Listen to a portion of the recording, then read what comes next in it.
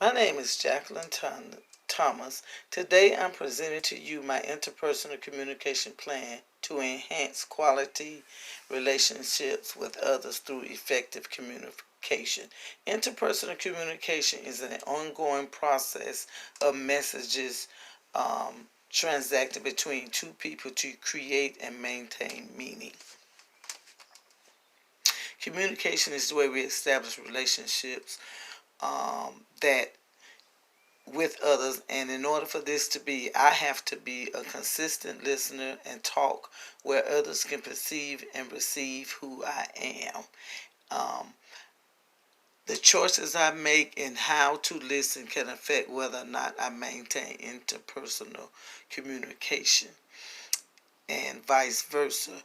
I also have to make sure that I create an environment where the receiver of my message will understand me by the words, the responses, and actions I speak. I'm embarking in a career right now that would allow me to help individuals transitioning from the human trafficking arena.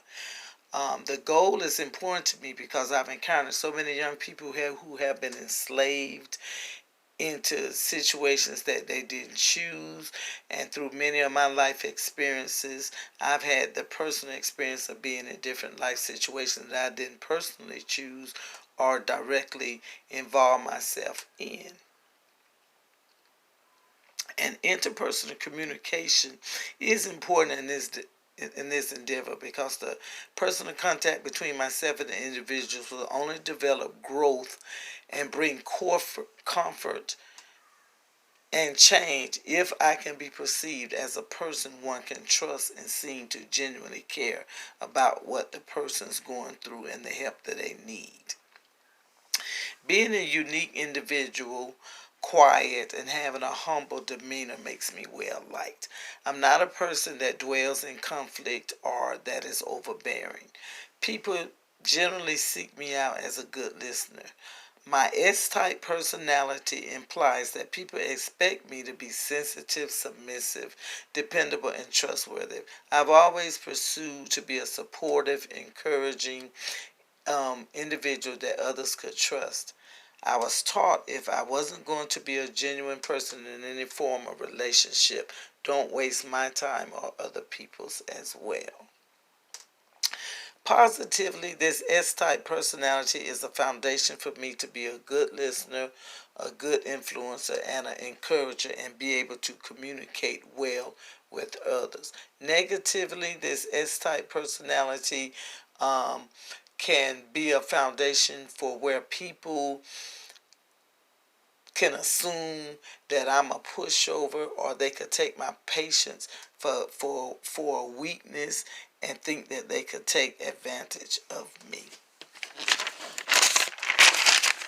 They could take advantage of me. And I've had a lot of barriers to communication previously, uh, and one is that I didn't readily think that what I think can affect how I feel, and that now by studying interpersonal communication, now I know that uh, I have to be careful that I don't allow what I think at the moment affect how I feel about a situation that I could be involved in as far as being a listener for someone that needs me.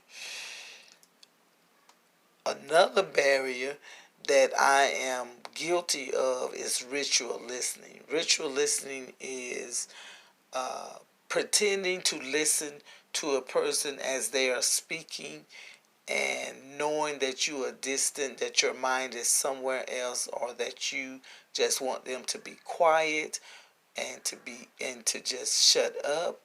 Um, this can really be a barrier because the person that's talking can perceive that you are not listening, or that you are not interested, or that you might not even know how to respond, or you don't might not want to even talk about the topic that they are talking about. I've learned by getting clarification in the readings that saying "I understand" could kill communication. And this is because you are just responding without giving thought, uh, or to even be perceived as having listened to what the person has said. So I know that I have to work on not saying "I understand," um, because it can kill the communication. There are solutions that I've discovered that I can use to help me overcome barriers with others. And since I've found out that identity uh, is being negotiated during communication, that I have to make sure that the words that I say, how that I say them, um, and the nonverbal gestures that I use identify me in a positive way. And also, I know that communication is continuous and collaborative, and that no one person has the answer for any situation. So I have to remember to use nexting. And nexting is uh, a communication technique which can help you change the situation, or at least keep the conversation going. Another solution that I could use is to make sure that my nonverbal gestures uh, show approval. And one example of that could be nodding. I have to be mindful. That means to be paid close attention and be engaged, even if I don't agree with the person is saying. I also have to make sure to maintain eye contact and make sure that my body position faces the person that I'm communicating with, and keep a warm look uh, upon my physique or my appearance. Also, I need to be responsive, and you can make responsive sounds like or and make sure that I reflect on what the person is saying. Um, Another solution or action that I've decided that I'm going to use is the talker listener card, so that I can monitor the flow of the communication and to know when to listen and when to talk. I also uh, is going to make sure that I use generative spirals, which produce positive perceptions, and it could generate trust and understanding from the person that is talking, and they would give me even the same uh, affirmation that they trust me uh, when I use generative spirals.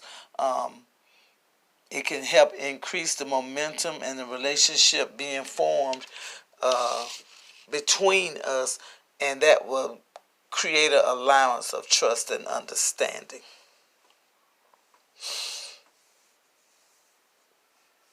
And I do know that I have to um,